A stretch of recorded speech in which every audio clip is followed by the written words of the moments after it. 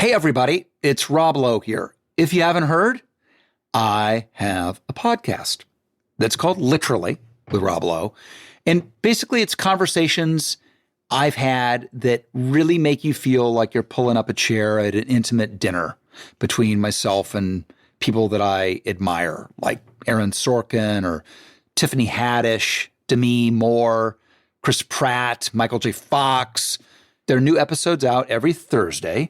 So subscribe, please, and listen wherever you get your podcasts. Sick of going on dates with the one, only to find out later they're really a bum? If you're single and ready to mingle, but tired of swiping right on catfish, then you need truthfinder.com. Truthfinder confidentially searches millions of public records and gives you background reports with criminal and traffic data, divorce info, age, previous bankruptcies, and more. The more you know, the less time you blow on someone who isn't worth your energy. Go to truthfinder.com/dating to search now.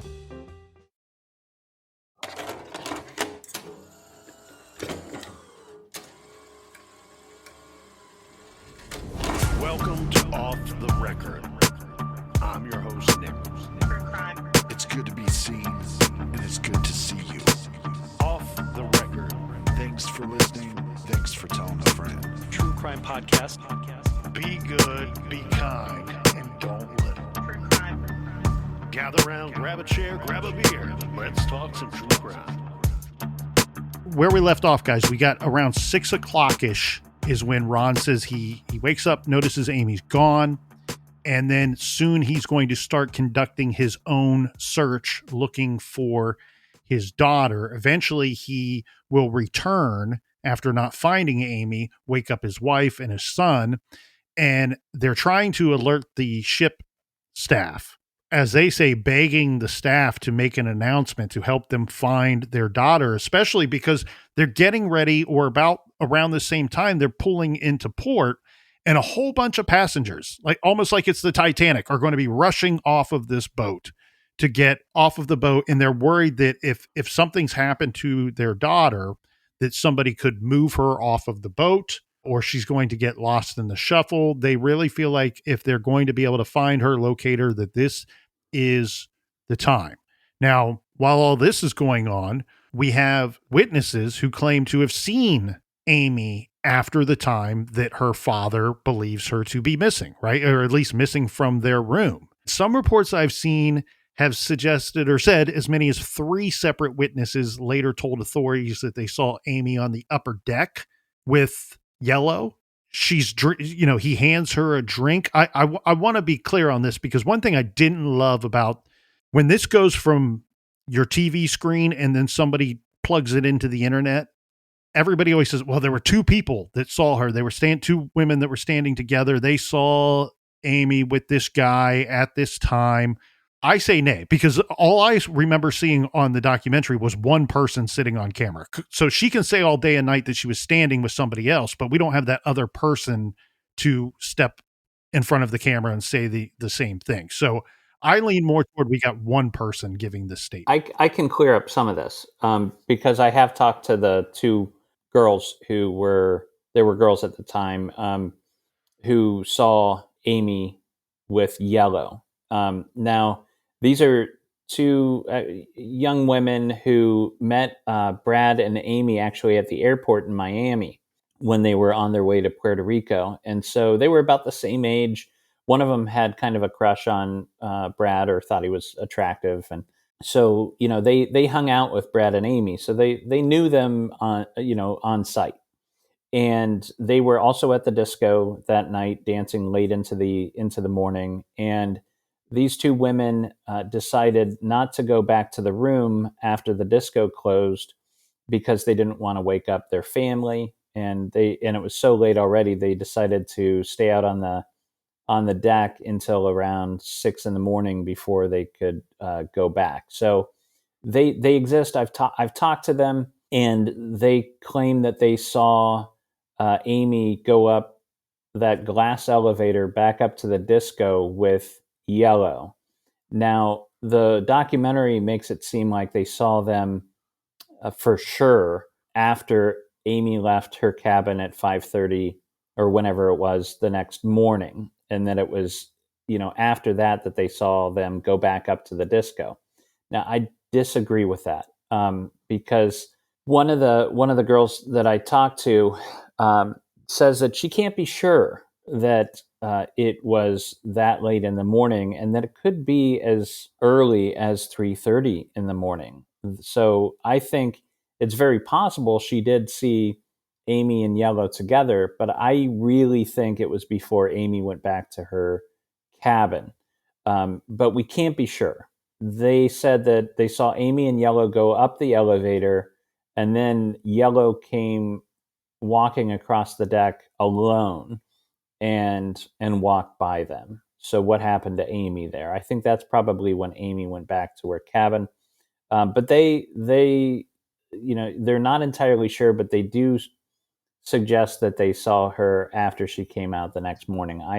But it's not 100% like the documentary makes you think. And you did mention there's this rumor of a third witness, this woman who would hang out at the disco because she was taking antibiotics and she had to stay out of the sun. And she claimed at some point that she saw Yellow and Amy come up when nobody else was there, and Yellow gave her a drink. That witness, I think, is totally unreliable. If she is in the disco because she's trying to avoid the sun, what's she doing there at 5:30 in the morning when the sun's not up? The sunrise that morning, I think, was around 6:30. Nothing about that witness makes sense, and it's my understanding nobody can locate that witness anymore. The witnesses aren't as reliable as the documentary would make you think. And there were a number of other witnesses that claimed that they saw Amy on Curacao months after she went missing, suggesting that she did get off the ship, that maybe she was involved in human trafficking. But you got to remember that these are eyewitnesses that are coming at it in reverse. They didn't know who Amy was. They encountered a woman that kind of looked like her. And then months later, they saw her picture on America's Most Wanted. The human mind is built to create narratives that make sense, that tell a story. And memory is not something like you see in TV and film where suddenly there's this flashback in 4K and it's exactly how it happened. That's not how it works. Every time you access a memory, you change it a little bit, you rewrite it a little bit. It's not static. So I do believe that the witnesses believe they saw Amy, but I don't know. I'm not convinced that the woman they saw was actually Amy. The three of us, we get to see kind of how the sausage is made, right? James may be more than myself and the captain, but James, you've been involved in different documentaries, as have I, True Crime Garage, and I can't say this was everyone's experience, but the studio or Netflix, whoever is putting out the documentary, certainly has skin in the game. Right. And I have experienced a particular situation where I'm sitting in front of a camera and they're getting ready to hit record and they say, "Hey, why don't you say this?" And I go, "Well, why would I say that?" They go, "Well, because, of what was going on at the time." I go, "Well, that wasn't the situation. That wasn't the case at all." "Well, how about you just say it for the camera real quick? Real quick shot here. Just go ahead and say it." And I go, "No, I'm not saying that because it doesn't. Good for you. It's not true." And maybe some people will do that because some people just Correct. want to be on camera. And in that moment, I'll defend people that say things that are untrue because I think that the way that I thought they were making me feel was that I had to say it or I was going to be, asked to leave the room. But I didn't give a shit. Like, good. I know the story. I know the facts of the story, and you can ask me all day and night to say something. If you want to find somebody else to say that for you, you can, right? I'm sure there'll be a line out the door. Yeah, most people don't realize that on these documentaries, there's often a writer that's credited. And that's what the writer's doing behind the scenes is they're thinking about the narrative they already want. And they're trying to put the words in the mouths of the people that are being interviewed. So it's not a lot of times the documentaries you're watching, you're listening to these statements. A lot of times that's not the statements that they made. It's the statements that were rewritten on the spot and then asked. They like you said, they go to the witness and say, "Can you say it like this?" or "Can you say this?" I think that it gets difficult for the viewer to understand that when you're seeing somebody sit in front of the camera and tell you something, it's completely different than if they were sitting on the stand, hand on the Bible, Yeah, and testifying to something in court. It's completely different. for sure. Well, and that's why anybody that is interested in this case and is doing a deep dive on Reddit, do yourself a favor, go watch these interviews that James Renner has done. I think it's some of the best stuff that you've been putting out. Thank you. But why has nobody mentioned this? I was watching the documentary, maybe 15 minutes in. I'm like, this is a great documentary. It's shot well. There's great B-roll. It kind of made me miss the days of Paradise Lost and the grittiness to the original docu-series. But I have not seen anybody mention this on the internet. Her brother's name is Bradley. Yeah. Don't trust a man with two first names. Don't trust a man with the same name, just slightly altered. And in all likelihood, his name is Bradford. No, Bradley. it's actually, he's Ronald Bradley Jr. And the story I got was, so instead of calling him Ron Jr., they were looking for a nickname and they thought he looked like a Brad. So they started calling him Brad Bradley. Or he had friends that would just call him Brad for short. So it stuck. He does look like a Brad. Not going to argue that. I'm not trying to poo-poo on the family. Don't think I'm doing that. But I have seen a lot of online speculation that Brad might not be so great with the truth at times. I'd never caught, I don't think that the family has outright lied about anything. I think they've withheld some information, which got them in trouble during the lawsuit against Royal Caribbean too. Right. But I don't think they would outright lie about anything. And I certainly don't think they're ultimately responsible for, doing anything to Amy. They in their heart, you can tell that they believe that she's still alive and desperately want to find her. For me at this point, if I was Brad, I would be deleting all of my social media history. It's, if Amy's alive and reading his social media, I can't. It would have to be very painful, so that bothers me a little bit. I've said it before. They were a very tight family. There was a lot of love there. What are your thoughts on the eyewitness that claims she saw Amy in the bathroom? This woman went on a cruise and ended up in Barbados and has this story about how she encountered a woman she believed to be Amy Bradley inside a bathroom, and that she was being essentially guarded by three black men who were with her and trying to keep an eye on her. And that woman, the witness, she actually lives in Ohio. So I got to, sit down with her. She lives in Columbus. And again, I think she believes what she says, that she believes what she saw. I don't know that it was Amy. She has this story about this woman acting very bizarre in the bathroom, and she went up to her, got a sense that she was in some sort of trouble, and said that the woman told her name was Amy, and that she thought she said West Virginia, but in hindsight, she said, well, it could have been like a town in Virginia, like Chesterfield, Virginia. And again, she's coming at that in reverse, because she has this encounter, and then a couple months later sees Amy's picture on one of the news programs, like America's Most Wanted. And then I think it was on Dr. Phil, but Dr. Phil, yeah. The thing I thought was interesting about her telling of the story, and again, because I didn't talk to her face to face, I have to just go with what the documentary is saying, but it made it sound like she didn't have a aha moment until it wasn't a picture of Amy. It was a picture of this sex worker that was on a website that some people think is Amy's. Can you Yeah. dive into that? And are we learning any more about this individual that was on a website? Yeah, it's a very interesting part of the story. So I think you're right. I think it's possible that the woman that she encountered in Barbados was the woman from the escort pictures.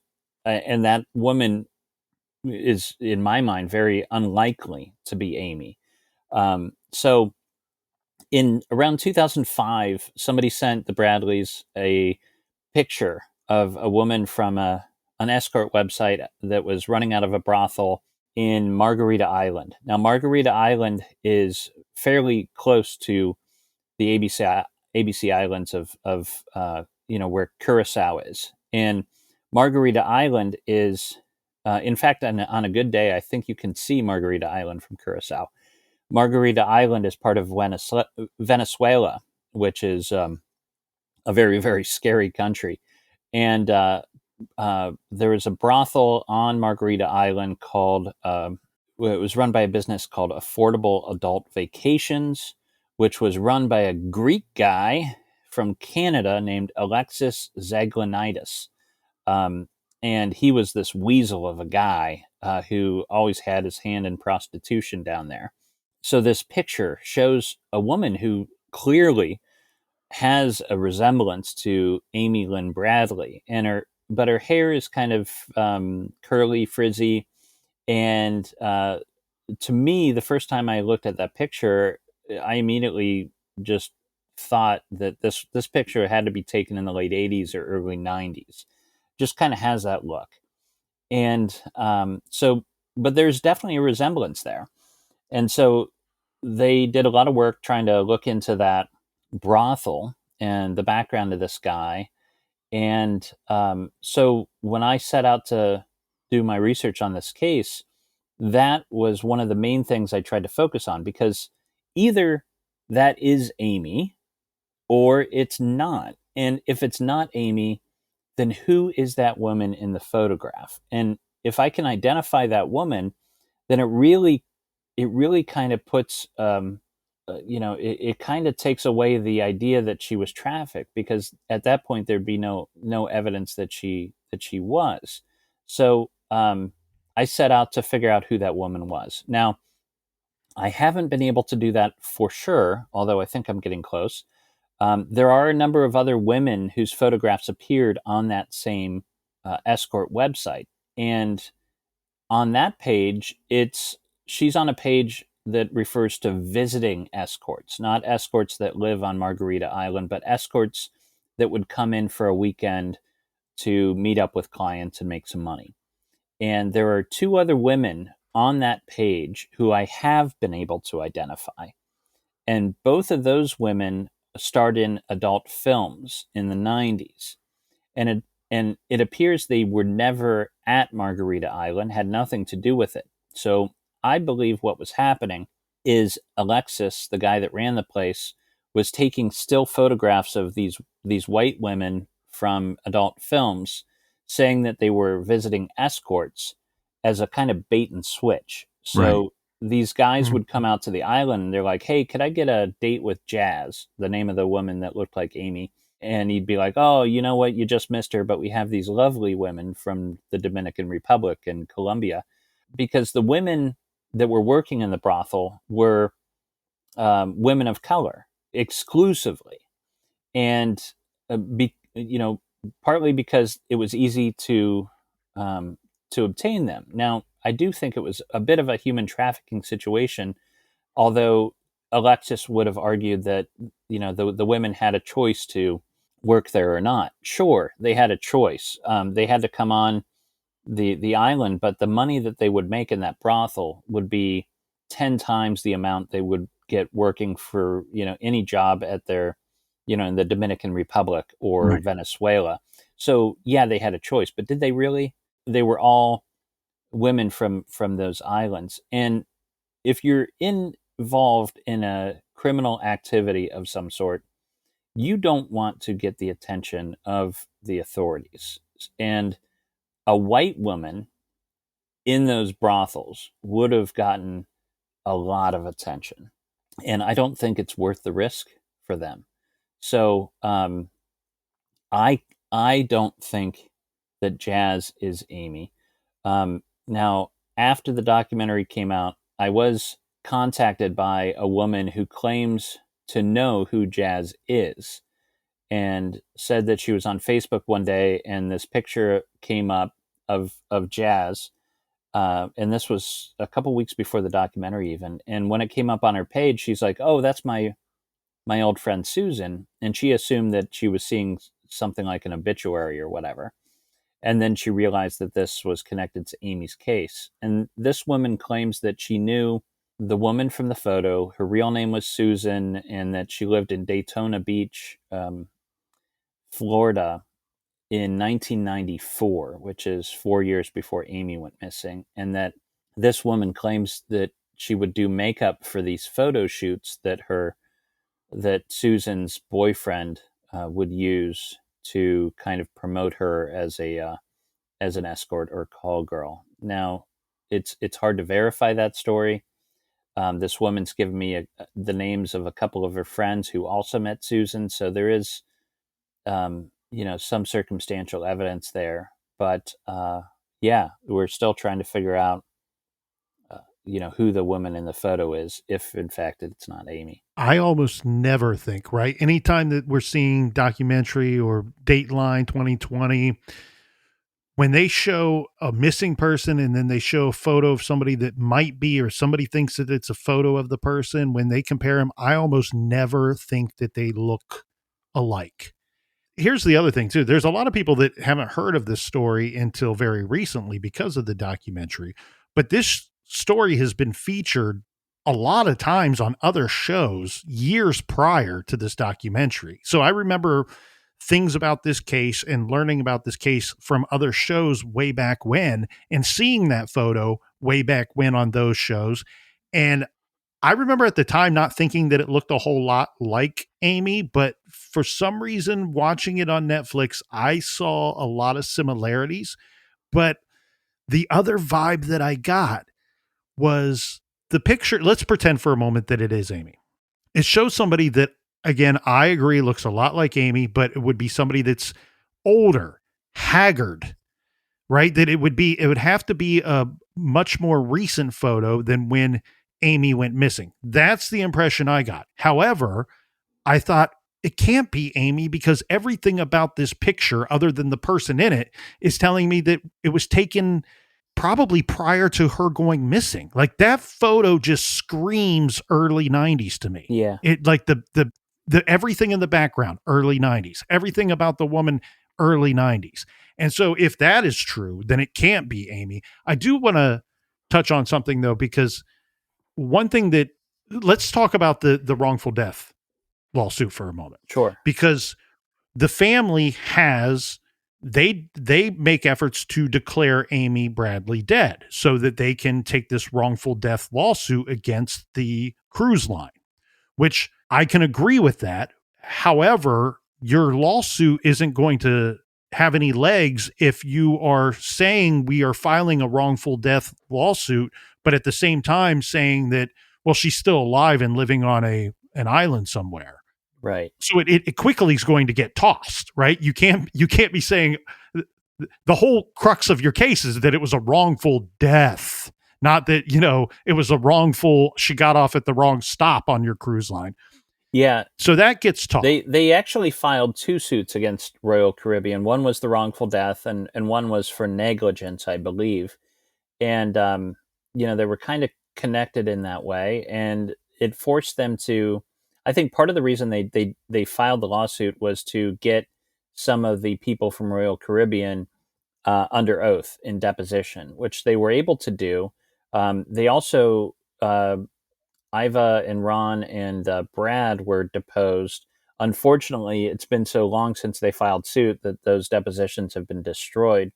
But I was able to get some information about the hearings and the court cases and things like that. And the suits were ultimately dismissed for essentially the reason you said, and the reason the court stated they were dismissing it was due to fraud on the part of the Bradleys, and the reason they said that they were involved in fraud is because they apparently had over 100 sightings of Amy, and they only offered up the sightings that suggested she was under duress on the island, and did not share the witness statements that showed her alone on a beach or alone at a restaurant, seemingly, not under control, seeming, to just be under her own power. So, that hurt them. And the reason that they gave at the time for not sharing that info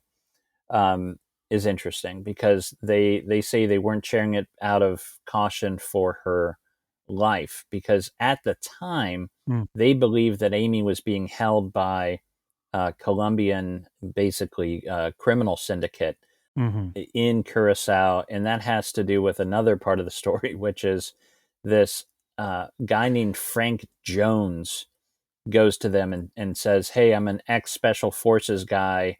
I have information that Amy's being held by Colombians on Curacao.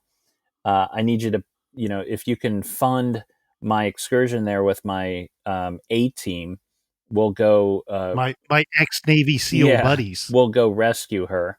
And so at the time, they really thought that by sharing that info, it might put her in danger, because this operation was kind of underway.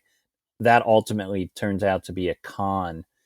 Frank Jones conned the Bradleys and a missing persons organization out of over $200,000 before he was ultimately caught and sent to prison.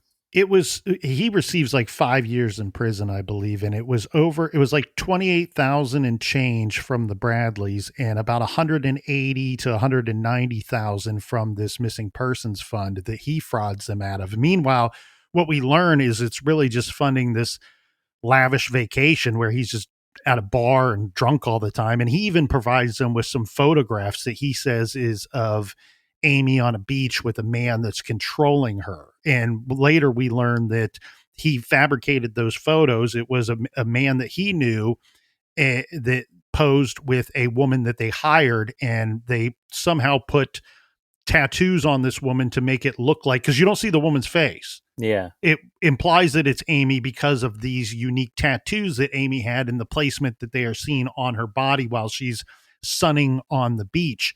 One thing that I thought was shocking, because I was like, I had no intention of watching the documentary because like I said, I've seen the story covered several times before. We're so eyeballs deep in true crime stories, and there's so many cases that are in my head. The room is not large enough. I need to purchase more real estate because it's scrambling the brain at this point. And so I choose not to watch certain things because it's overload.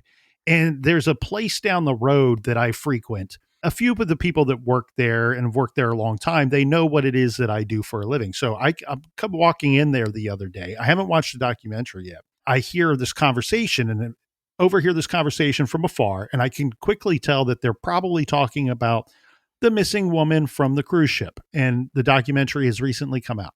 So they come over to me after they're having a lengthy discussion, and they said, this poor family, why didn't they just hire a private investigator and send him to the island? I'm like, oh, right away. Then I'm like, oh, now I have to watch the documentary because they clearly left out a huge portion of this story. That was a large part of this. I mean, this guy frauded these people for months and months and months.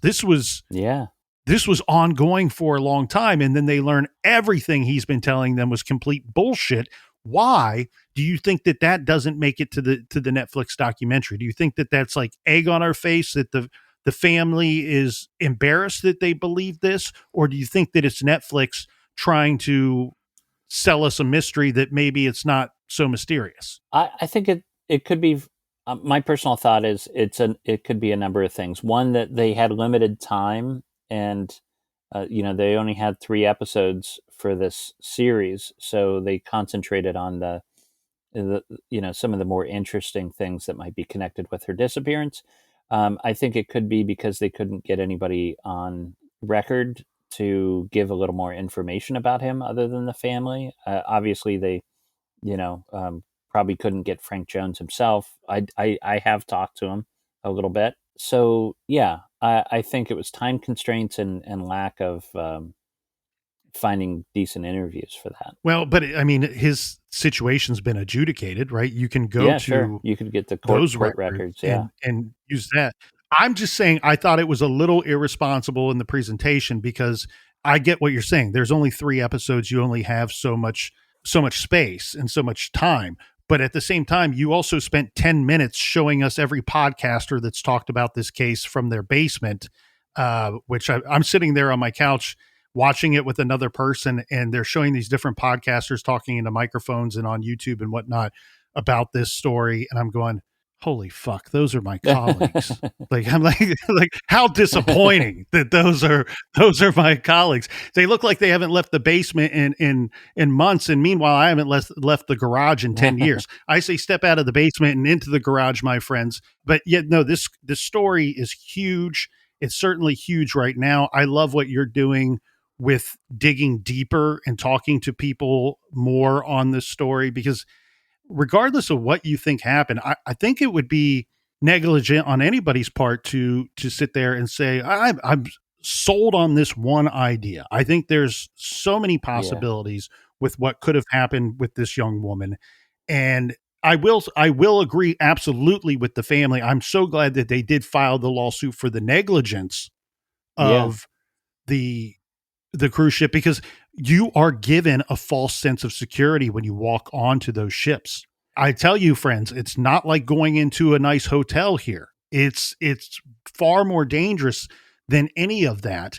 And I think that the cruise ship did show a bit of a disregard for this woman's safety and for her family's concerns, right? They delayed making any announcement.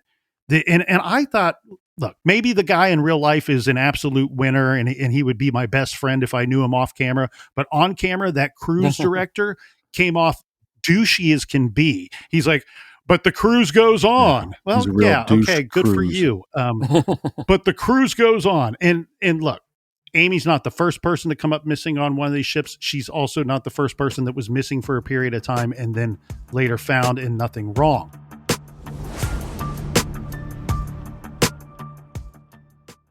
Hey, everybody, it's Rob Lowe here. If you haven't heard, I have a podcast that's called Literally with Rob Lowe.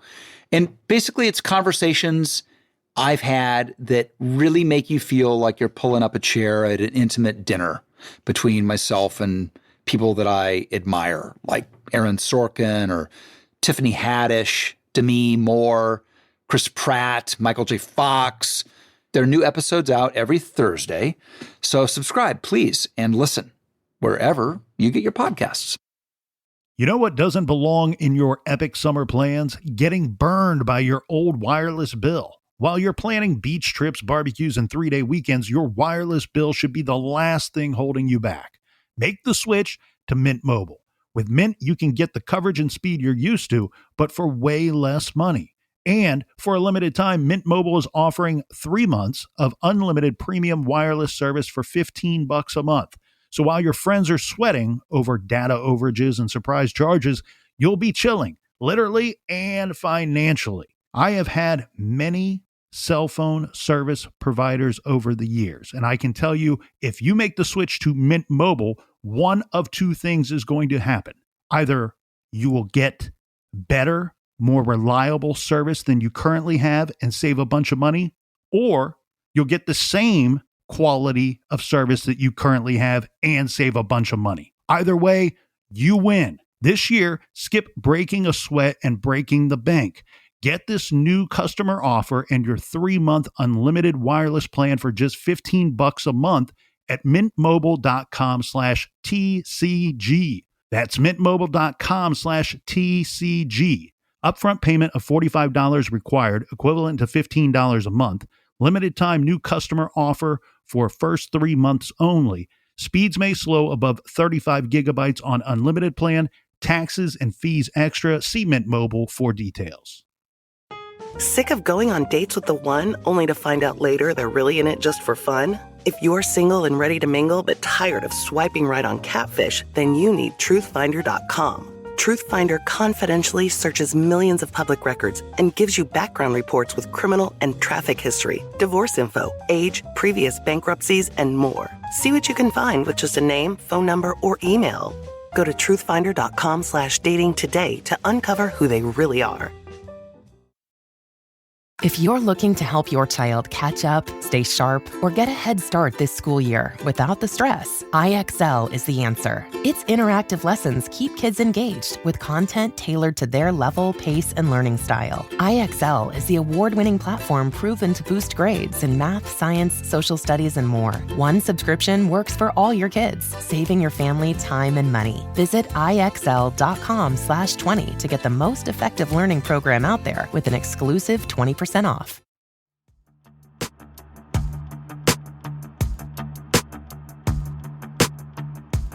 One thing that the documentary missed as well was how thorough was this search of the ship. They're like, well, yeah, we had all hands on deck. Every crew member was searching every nook and cranny of the ship. They weren't. We know that from later statements that didn't make it onto camera from the FBI. The FBI says as soon as they get onto the boat, they're talking to the captain, they're talking to the persons in charge, and they're like, yeah, we looked around for her. We sent out some of our security personnel and looked around for her. No, it wasn't all hands on deck. It wasn't every nook and cranny. It was a couple guys looking for her. They didn't find her. I have a background, security administrator for a very large property. If you told me to go find something on that property back then, I would have looked at you, James and Captain, and said, with all of the confidence in the world, I'll find that for you. Yeah. But I can also sit here and say, no, I remember one of our staff lost a set of keys, building keys. This is a high security issue. Yeah. Right? This is keys to the building. Dozens of keys on this key ring was lost in that building and on that property. Those keys, at some point as the boss, I was convinced they were gone. I was at some point convinced that somebody left with them, lost them off of the property, and we would never see them again. Nope. We found them 2.5 months later. Wow. 2.5 months later, we found those keys. Another situation in property management many years later, somebody had lost their clipboard. It was drywalled over. And it wasn't until like 4 or 5 years later when they were removing the drywall that clipboard was ever found. So I'm here to tell you that search is not a thorough search. The FBI says it wasn't. And I do think that there was some negligence on behalf of the cruise ship and in disregard for this young woman and their family's concerns. The documentary is just kind of the tip of the iceberg if you're going to dive in this rabbit hole. And I think the first episode, you start going, who is this yellow guy? And he's a kind of a creepy bass player, which we know most bass players are, especially the ones that play on cruises, are creeps. The captain was a bass player that played on several cruise ships. So if anybody can vouch for the character of those stringed players, it would be him. Well, we don't have a lot to do in the band, so we have time to think and look out into the crowd. But so part one, you go, okay, we need to know more about this individual, and then they kind of get away from it. And then episode 3 starts off with his daughter calling the Bradleys. One of my issues with him even being that good of a suspect is he doesn't get off the boat and he remains on the ship, remains in the band, still has to do his job for the rest of the time that boat is gone out at sea. So did he sneak her off the boat and hand her off to some handlers? And then all these eyewitness accounts, you go, well, can we track Yellow's whereabouts?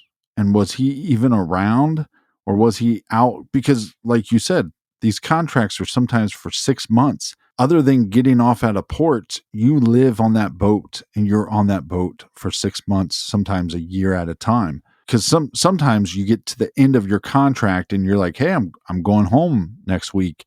And you get an offer, hey, we had a bass player back out. We'd like to have you renew your contract. And in those cases, because I have several friends that have done this, if they're in a pickle, they up your pay. Mm. And so there could have been 6 months, sometimes a year or more, that he was on cruise ships. So how is he doing anything with Amy? Yeah. But like I said, it's just the tip of the iceberg. I think your interview with him is great. I think it just adds more details and gives you a better picture of everything that was going on. But what are your thoughts on Yellow? Yeah, I think the documentary did Yellow dirty. Um, they didn't get him on camera. They didn't get an interview with him. And for me, sitting here in Ohio working on a book, I thought, I realized how important it would be to talk to Alistair. He's very difficult to get to, though. He lives in Grenada, on Grenada, which is its own separate island, and I realized that I was going to have to try to find him there. Now, Grenada, like Curacao, it's hard to, they don't really have phone directories that you can access online. So I was able to find that he was working for a church and that they would meet every Sunday. But he would, it's called the Church of the Nazarene, and they have a couple sites around Grenada, and he would alternate around them. So I decided to go to Grenada to see if I could find him. And so I flew there last October, and of all the places I visited for the story, Grenada was the only place I felt that I was in danger. It's definitely like a third world type of situation down there. Not a lot of police oversight. There's a lot of corruption there. Um, just just the disparity of income is, the people on the island are making next to nothing. Everybody on that island, I was riding around in a taxi, and there were these. By the way, the taxis. When I say taxi, I think all these taxis are like over 250,000 miles, held together by duct tape and wishes. And I was in the back of this cab, and we were driving through these neighborhoods, and every house had a little wooden shack out front. And I'm like, it almost kind of looked like bus stops. And I'm like, hey, what are these shacks all about? And the cabbie said, oh, that's everybody has their own little shop, and they'll sell, chips or soda or water or rum or beer, because everybody's hustling. Everybody's got two or three different jobs because they're poor. And so it was a very different world down there. And I took this cab to the church, not knowing for sure that Yellow was even going to show up. But luckily he did. And he got out, and I went up to him and I said, Alistair, my name's James Renner. I said, I've come a very long way just to talk to you. Would you give me 10 minutes after your service? And he nodded. He's like, I know how far you must have come. He's like, I'll give you some time after the service. So I sat and watched his sermon, and he talked about working on the island as an exorcist, which is interesting. And he had a very nice congregation. They sang lots of songs, and he has a beautiful wife and a son who I think is like 12 or 13 years old. Then we talked after that, just he and I, and he sent everybody else out of the church, and we sat there, um, and spoke. And I found Alistair to be very sincere, and he has a lot of regrets about the way he acted as a young man, and he would call them sins, trying to hook up with these young women on the cruise ships. And he takes responsibility for that, but he's like, look, I didn't traffic anybody, I didn't kill anybody. And I do think, that, so you've got the witness that says that he saw Amy with Yellow on a beach in Curacao months after she disappeared. And would somebody, under the theory that Alistair had something to do with putting Amy in a trafficking situation, would he then go back to his victim months later in a public space where she's out and free to ask for help. He's just putting himself in danger in that situation. I don't see it. And he has no history of violence. But also, we don't know if he was on a cruise ship at that time. Correct. Yeah. I'm sure the FBI has been able to piece together his, when he was on the ship and if he was even available to be on Curacao that day. And I think it's very telling that the FBI has told the family, look, we have no evidence she ever left that room. Yeah, I think it's highly unlikely. And in that case, look at what they've done to him. I mean, not just the documentary, but everything that the family has said on social media to this day. I mean, there's so many people after watching that documentary that just assume, oh my God, he's guilty of sin and he trafficked that poor woman. Like you guys are saying, Netflix, a documentary, is a bit of the tip of the iceberg, if you will. Us talking about it here today, while we were able to dig into some other things and really kind of dissect some pieces and parts of that documentary and things that James has learned about this situation before the documentary came out and still exploring it. We could go on for hours. We could go on for days. There's a lot of stuff we didn't get to. So if there was something that your ears didn't hear today, folks, don't get upset with us. We are just a few guys hanging out in a garage trying to make heads or tails of a very difficult and mysterious situation. And the reason why the story has to be that if Yellow did something, he most likely had to hand her off at port is because, just like the cruise director said, the cruise goes on. The cruise has to go on. And it did, right? The boat continued on with or without Amy. We still don't know what happened to her, but we know that the vessel later departed Curacao. It continued on to the island of St. Martin and then went to St. Thomas, to the Virgin Islands, before returning to San Juan, Puerto Rico. This on Saturday, March 28th, 1998, and then creating this huge, huge mystery of what happened to this young woman. James Renner, we appreciate your time. We appreciate you joining us once again here in the garage. You are one of the most recommended true crime authors on our show. Much. And so great true crime books. But for this story, for more on this story, go to his wonderful podcast. It's on YouTube as well. True Crime This Week. You can check him out. Make sure you look into more of the Amy Bradley stuff. He's got a lot of it there for your earballs and your eyeballs. Thank you, James Renner, for joining us. Thank you. This week.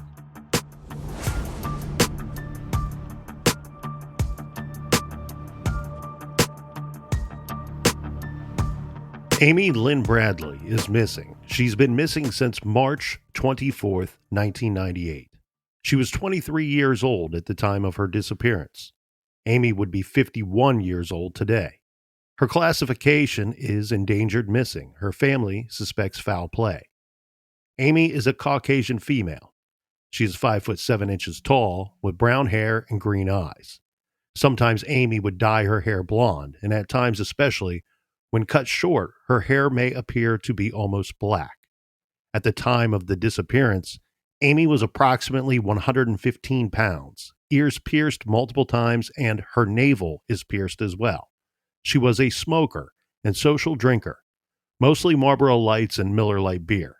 Amy has the following tattoos: a Tasmanian devil spinning a basketball on the back of her shoulder, a green and blue gecko lizard around her navel, a Japanese symbol on her right ankle, and a primitive Japanese sun tattooed on her lower back. The FBI have age-progressed photographs available showing what Amy may have looked like at 42 years of age.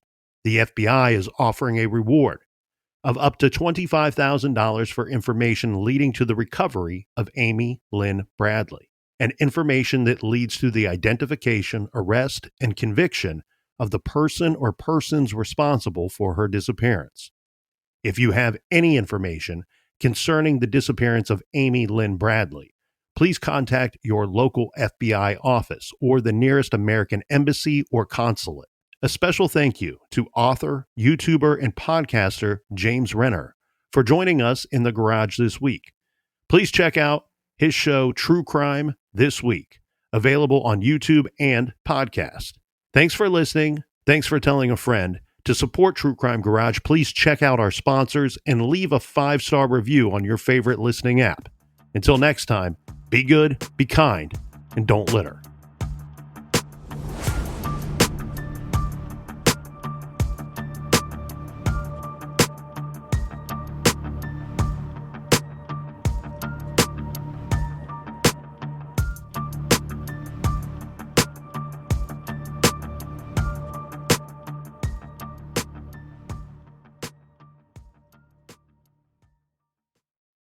Hey, everybody, it's Rob Lowe here. If you haven't heard, I have a podcast that's called Literally with Rob Lowe. And basically, it's conversations I've had that really make you feel like you're pulling up a chair at an intimate dinner between myself and people that I admire, like Aaron Sorkin or Tiffany Haddish, Demi Moore, Chris Pratt, Michael J. Fox. There are new episodes out every Thursday. So subscribe, please, and listen wherever you get your podcasts.